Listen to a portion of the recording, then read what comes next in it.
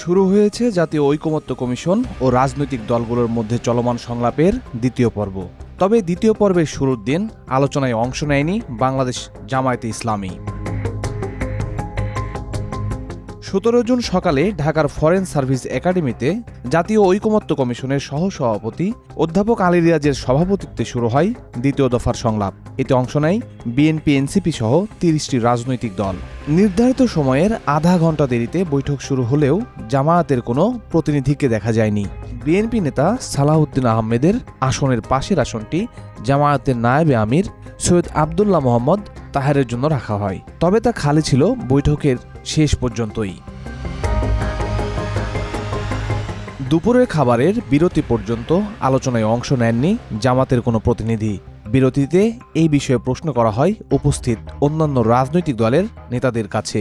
বাংলাদেশ জামায়াতে ইসলামী তাদের প্রতিনিধি এখানে নেই। তা আমি এই বিষয়টা প্রশ্ন করেছিলাম। এখানে যারা রয়েছেন ঐকমত্য কমিশনের ভাইস চেয়ারম্যান এবং অন্যান্য প্রতিনিধিগণ, তাদের কাছে প্রশ্ন করেছিলাম যে জামায়াতে ইসলামী যেহেতু একটা গুরুত্বপূর্ণ রাজনৈতিক দল এবং তারা অতীতে প্রত্যেকটা মিটিংয়েই ছিলেন, আজকে তারা কেন নেই, তাদের প্রতিনিধি আজকে এখনো পর্যন্ত আমরা দেখতে পাচ্ছি না কেন? তো তারা জবাব দিলেন যে হয়তো তারা লাঞ্চের পরে আসবেন। কিন্তু আমরা আসলে অনলাইন মিডিয়ায় বিভিন্নভাবে দেখলাম যে তাদের একটা রিয়াকশনের কারণে তারা এখানে আসে নাই। তো আসলে আমরা বুঝতে পারবো লাঞ্চের পরে যদি তারা আসে তাহলে বুঝতে পারবো যে বিষয়টা স্বাভাবিক। আর যদি লাঞ্চের পরে জামায়াতে ইসলামের কোনো প্রতিনিধি না আসে তাহলে আমরা বুঝবো যে নিশ্চয়ই এখানে ভিন্ন কোনো কারণ আছে। জামায়াতের পক্ষ থেকে কেউ আসেনি, বলা হচ্ছে লন্ডন বৈঠকের কারণে। জাতীয় ঐকমত্য কমিশন জবাব দেবে, আমি এই বিষয়ে কথা বলবো।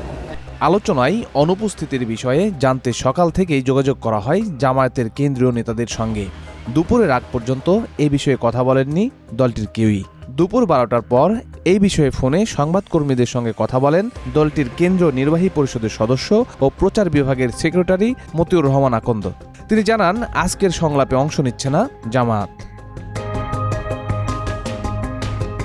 জামায়াতের একটি সূত্র গণমাধ্যমকে জানায়, লন্ডনে ইউনূস ও তারেকের মধ্যে বৈঠকের পর যৌথ বিবৃতিতে নির্বাচনের সময়সূচি ঘোষণার কারণে অসন্তোষ দেখা দিয়েছে। একে অবমাননাকর ও উপেক্ষামূলক বলেও মন্তব্য করেছেন দলটির সিনিয়র নেতারা। দ্বিতীয় পর্বের প্রথম দিনে সংবিধানের ৭০ নং অনুচ্ছেদ, সংসদীয় ১০০ আসনে নারী প্রার্থী ও সংসদের অন্তত 4টি স্থায়ী কমিটির সভাপতি বিরোধী দল থেকে নির্বাচনের বিষয়ে আলোচনা হয়। এই আলোচনা চলবে 19 জুন পর্যন্ত।